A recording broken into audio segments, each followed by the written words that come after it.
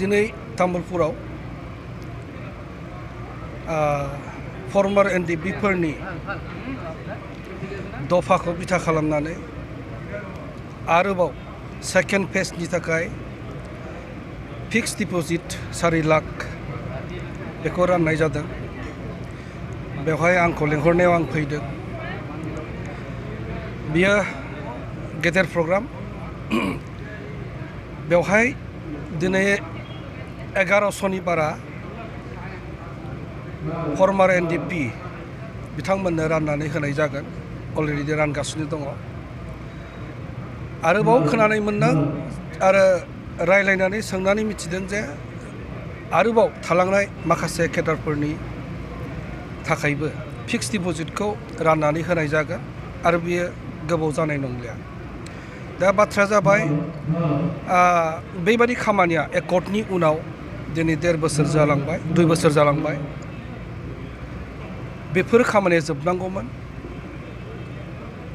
बे खामानिया दिनै आसलते एनडिबि मोनब्रै फ्रेक्सननि मोननो गोनां जि दफा, बे दफाखौ दिनै बिथांमोना प्रायरिटि हिसाबै लानांगौमोन। दिनै सोरनोबा होयो सोरनोबा होआ। केडारफोरनि भेरिफिकेसन खालामदों, भेरिफिकेसना खेबथाम खेब्रै जालायलांबाय, खिन्थु दिनै लिस्टआवनो हाबाखै। दा बियो बिराद दुखु गोनां बाथ्रा जानानै थाबाय। दा बारानिफ्राय बारा बे जेंनाया बे जेंना जेथा बारानिफ्राय बारा जानायनि उनाव जों नुनो मोनबाय। जायफोर मोनाखै बिथांमोननि गोसोआव ओरैबादि गिनाय, ओरैबादि शंका मोनसे जानानै फैबाय। जों बेखौ दैदेनगिरिफ्रा बेखौ कन्ट्रल खालामनायनि लामायाव गैयै बायदि। बेनिखायनो जुदि भारत सरकार, आसाम सरकार आरो दिनै बिटिआर सरकारा आरोबाव थालांनाय केडारफोरनि लिस्टखौ मोजाङै स्क्रुटिनि खालामनानै होयोब्ला, गोख्रैनो होयोब्ला जों सिटुएसनफोरखौ कन्ट्रल खालामनो हागोन। बिनि थाखाय बिथांमोना खोथा बुंनांगोन।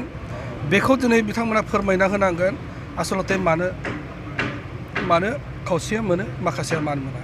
दिनै बेवहायसो बांसिन गिनाय जादों।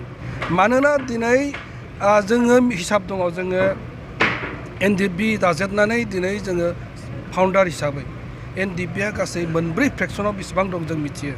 मोजाङै हिसाब खालामबा दिनै 3000सोल' बारा जागोन। खिन्थु दिनै 12,000 भेरिफिकेसन खालामनाय जाबाय एनडिबिनि नामाव होननानै दिनै पुलिस, गोजौ थाखोनि पुलिस अथ'रिटि जायफोरो दिनै इमप्लिमेन्टेसनजों दिनै कनसार्न अफिसारफ्रा बुंदों 12,000। दिनै जा मोनसे गिनाय फैदों, संखिनाय फैदों। दा दिनै बेबायदि मोनसे थासारियाव दिनै माखासे खावसेखौ होलायबाय आरो माखासे दंबावो होबावगोन होननानै बुंदों। खिन्थु दिनै भाइरास जायफोर असे एनडिबि आखायाव हाथियार लानानै केम्पआव थानानै बिथांमोना दिनै सोमावसारदों, दुखु खस्थ' जादों, जिउ गारदों, दाहा बेबायदि सैनांदों।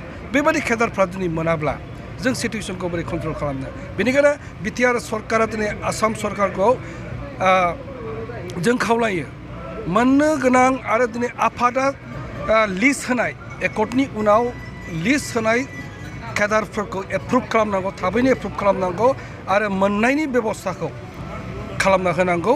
जों बेखौ आङो दिनै खावलायो।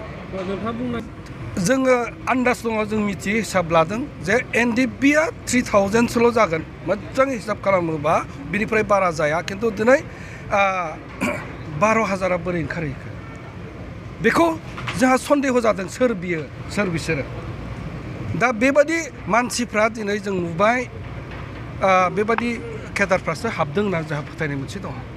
बा बेबादि मोनसे गिनाय जोंनि सोद्रोमाफ्रा, नंखाय बाखाय सोद्रोमाफ्रा सोरबाया दिनै नामल' हरदों। बिथांमोनानो दिनै एनडिबि केडारनि मुङाव दिनै बिथांमोना फिक्स डिप'जिट मोनबाय। दा जोङो बहुद नायदों लिस्टखौ। लिस्टआवथ' एनडिबि फ्रेक्सन डि ग्रुपनिफ्राय सासेबो गैया दिनैनि तारिखाव। बिदिब्ला बे मा रोखोमनि रिहेबिलिटेसन जागोन? बेखौ जों सिन्था खालामदों। उनाव जोङो नुबाय जे बे लिस्टआव मालाबाबो एनडिबि नंफेरै, एनडिबि जाफेरै, एनडिबिनि केम्प सिनायनो मोनै, हाथियार दैफेरनो मोनै मानसिफोरनि दिनै लिस्टआ फैदों।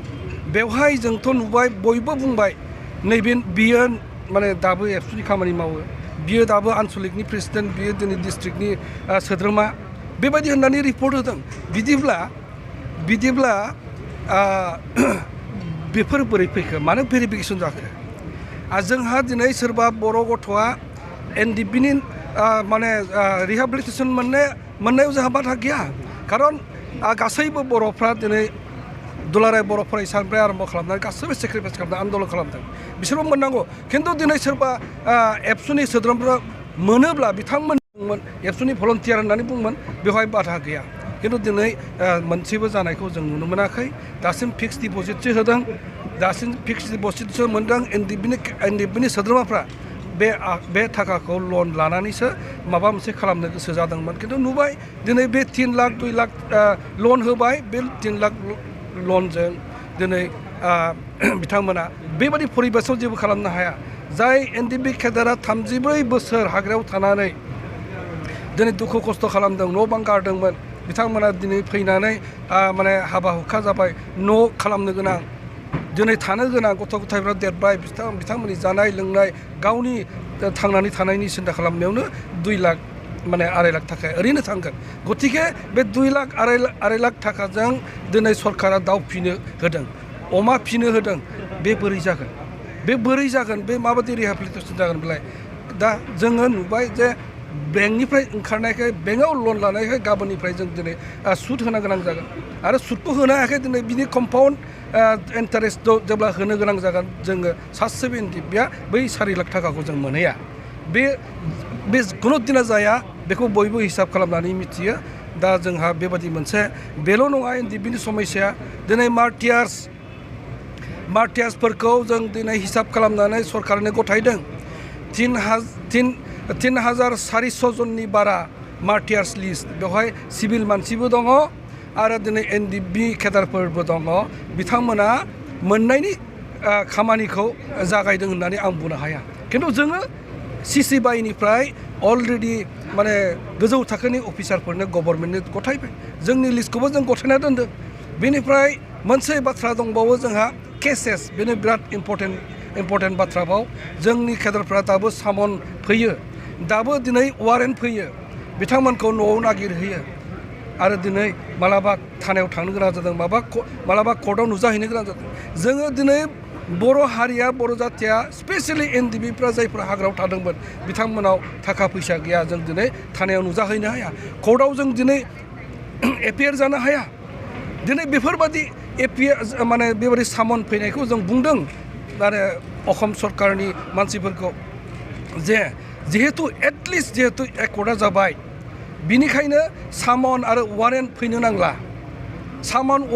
नांला आरो दिनै बेवहाय केसेसफोरखौ उथायनायनि बाथ्रा बुंदों बेखौसो खामानि मावनांगौ बेसो खामानि जानांगौ दिनैनि थारिखआव जोङो खुनु रिपर्ट गैया जों सोंदों सोरनिया उइथड्र जाखो खिन्थु दिनै बिटिआर सरकारानो जा बा दिनै सोरबा पुलिस अथरिटियानो जा बिथांमोना बुंदों माने केसखौ उइथड्र खालामनाय जादों 274 केसेसफोरखौ उइथड्र खालामबाय खिन्थु दिनै सोरनियाव उइथड्र जाखो जोंनि हिसाबाव जोंनि नोजोराव जों मिथिनायाव सासेबो केस उइथड्र जायाखै बे बहानि केस जों मिथिया खिन्थु जोङो मालाबा खोनायो बिराद सिगाङाव थैनानै थांनाय मानसिफोरनि नामा सिखारदों बेवहाय केसेस उइथड्र खालामनायनि बाथ्रा फैदों बेवहाय ओमफ्राय मानो फैदों होनना बुंबा केसेस उइथड्रनि केस बेबायदि आं रिपर्ट मोनदों दिनै तारिखआव खिन्थु दिनै गोथै मानसिफोरनिसो दिनै बिथांमोननि केसखौसो उइथड्र खालामबाय नामा जोंहा बे सोंथि दिनै जों थांनानै थानाय एनडिबि केडारफोरनि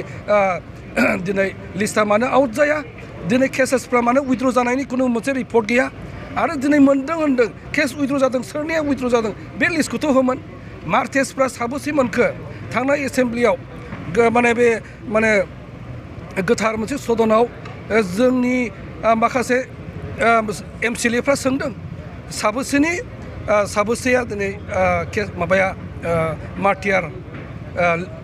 मार्टियार लिस्टआव सोर मोनखो होननानै बेवहाय 320नि बिथांमोना फिननाय होदों खिन्थु दिनैसिम जों मिथिया आरो दिनै बिथांमोना मानो लिस्टखौ आउट खालामाखै गासैबो दिनै गोनो गोथो आरो बेबायदि मोनसे बिराद माने गोलाव गोफोर थासारियाव दङ एनडिबिनि एनडिएफबिआ दिनै सान्थि सुक्ति जादोंमोनबा खुनु सान्थि थानो हायाखै असान्थियाव जों दिनै थांनानै थानो गोनां जादों बेखौ खालामनांगौ जों बेखौ पर्यायक्रमे जोङो नागिरगोन आसलते बिसोरो आसलते एक्सुवेल एनडिएफबि नंगौना नङामोन जों बेखौ कनफार्म खालामबावगोन बेनिफ्राय दा जोङो दिनै जि मोनसे लिस्ट ओंखारबाय दिनैनि थारिखआव जि मोनसे लिस्ट ओंखारबाय जायफोर एनडिएफबि नङामोन बिथांमोननि नामा थांदों दिनै बिथांमोना सेकबो उइद्र माने सेक दिनै लासिगोन दा बिथांमोना बेनिखायनो आं बुंदों जुदि आङो दिनै कुइसन खालामनो नागिरदों दिनै भेरिफिकेसन मानो खालामदों भेरिफिकेसन मा खालामनो थाखाय खालामदों बियो एक्सुवेल एनडिएफबि नंगौना नङा बेखौ फोरमान होनोसो दिनै भेरिफिकेसन खालामदोंमोन खिन्थु दिनै भेरिफिकेसना जादों बे भेरिफिकेसनाव एनडिएफबिआ दिनै केडार हार्डक'र हिसाबै लिस्टआव फैयाखिसै सोरबा एनडिएफबि नङै मानसिफोरनि लिस्टआ बोरै फैखो बिनिखायनो आं सानदों आंहा मोनसे फोथायनाय फैबाय जे बै भेरिफिकेसना बै खालामबाय थानाय भेरिफिकेसना सोरबा एनडिएफबि नङै मानसिखौ सोनो थाखायसो भेरिफिकेसन खालामनाय जाबाय नामा